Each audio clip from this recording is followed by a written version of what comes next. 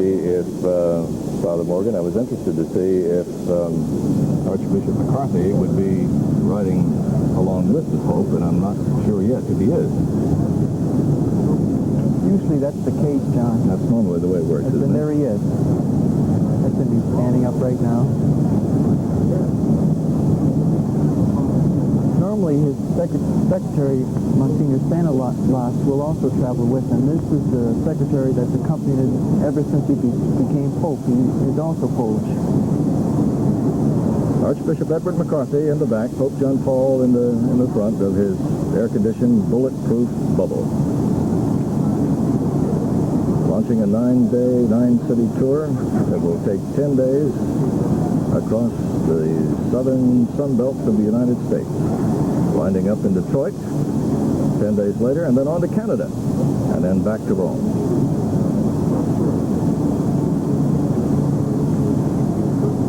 Florida National Guard troops keeping the crowds back. A crowd that is punctuated by many different kinds of people, many personalities, of course, many nationalities represented. All who have converged on Miami for this event that has been planned for years. Popemobile moving very slowly now, followed by a mounted patrol as well as limousines with Secret Service.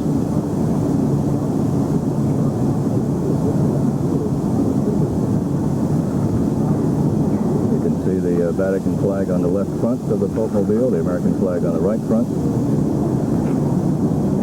It was those two flags protruding from the cockpit of the Alitalia 747 that brought the Pope to Florida this afternoon. As you can see, a large crowd is, he's proceeding so slowly that a large crowd is able to follow along with him. The crowd was estimated earlier to have the potential of reaching some 250,000 people.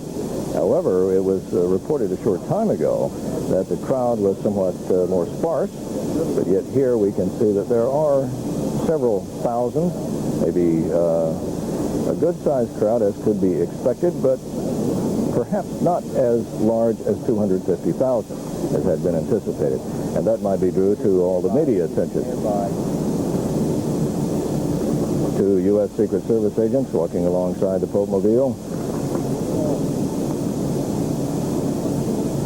Father Morgan, was I correct in noticing as the Pope deplaned from Shepherd 1, the look on his face, his manner, he seemed to be very relaxed after a 9-hour trip across the Atlantic.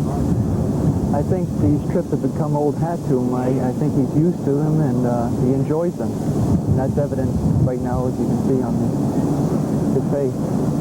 Archbishop Edward McCarthy standing alongside. What you are watching is a procession that will take him to the home of the Archbishop of Miami for dinner. I don't know that I can ever recall a procession for dinner that was attended with such ceremony. Father Morgan? I have none in my recollection. I suppose we're not invited tonight, but it's nice just to be a part of it. Indeed.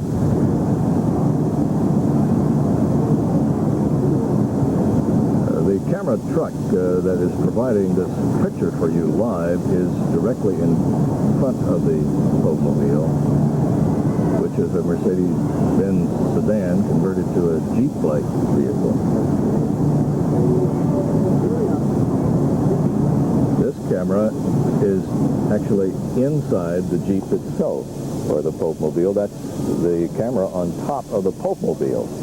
That white circular object that looks like a birthday cake, that is the camera.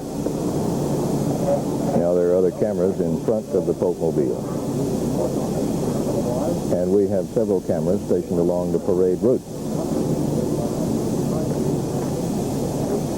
I would suspect that the procession is about midway down the parade route itself. So it's hard to tell exactly where they are at this moment. Let's go down to Peter Henderson on Biscayne Boulevard. Peter? Hello again, John. I was pleased to hear you say that indeed the parade is underway and now halfway here, so the wait won't be quite as long.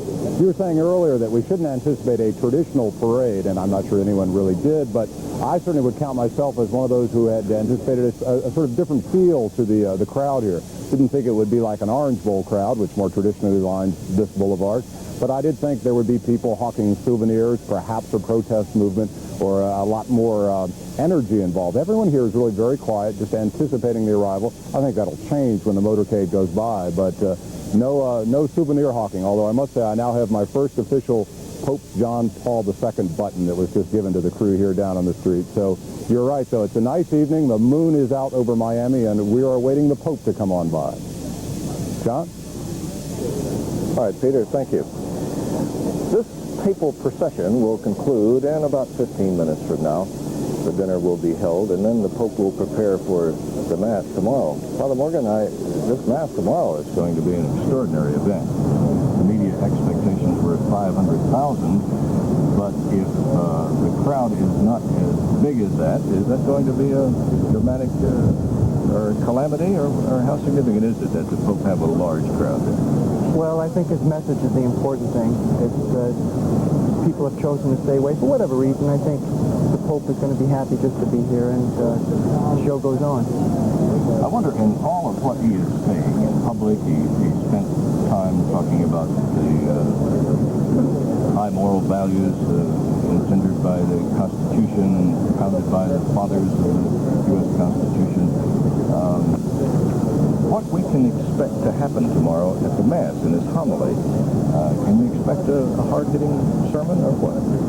I think he's going to emphasize the things already he's done, that you're doing good work. I'm happy for you, and I'm here to pray with you. And there's a lot of good things going on in the Church in the United States, and that's what you'll hear emphasized tomorrow. He may do a little challenging, but there again, it's all going to be with a sense of love and his mission of who he is. Pope John Paul II and Archbishop Edward McCarthy of the Archdiocese of Miami in their procession from downtown Miami to the home of the Archbishop for dinner this evening after what has been a rather eventful and I have to say historic day for Miami and the state of Florida. The first visit of the Pope, Pope John Paul II, arriving this afternoon, meeting with the President of the United States at the airport and meeting with about 300 priests representing all the dioceses of the United States, speaking with them at St. Martha's Church and then appearing at St. Mary's Cathedral, the Cathedral Church of the Archdiocese of Miami, and then having that meeting in the beautiful surroundings of Vizcaya. Then a concluding summary in which the Pope really took us somewhat by surprise in taking a very deliberate and a very what appeared to be soulful summary of both the meeting with the President and yet speaking about his challenge to moral values as propounded in the Constitution of the United States. So that is just about going to conclude the major events that have taken place today with the Mass in the morning at Tamiami Park, about 22 miles from Miami, and we will all be there broadcasting that live. You're seeing Pope John Paul II on Biscayne Boulevard, surrounded by mounted patrols and security officers and thousands of people who have waited a long time to see this man. Cheryl, we'll stand by for now and make our way out to Tamiami Park, which opens at 12 o'clock tonight, by the way. So it's going to be a long night for many of us in preparation for the Mass in the morning. Well, I want to tell you, your coverage of that was just excellent. We really enjoyed it. There is certainly a busy schedule ahead for the Pope beginning tomorrow morning at 8:15. He's going to be meeting with 200 Jewish leaders representing the three major branches of Judaism as well as the Anti-Defamation League. At 9:45, he travels to Tamiami Park, as John said, for an outdoor Mass, and it's expected to attract 500,000 people. And at 1:30, less than 24 hours after his first visit to Florida, he is off to Columbia, South Carolina. Now, our coverage continues tonight during the 11 o'clock edition of Action News, and we're also going to be bringing you live coverage from Miami. That's tomorrow morning at 7:25 and 8:25 with Action News reporter Jackie Bales. And we'll also have a full hour of coverage of the Papal Mass. That's tomorrow morning beginning at 10:30. And now for John Wilson and all of our crews in Miami, I'm Cheryl Brown. Good night.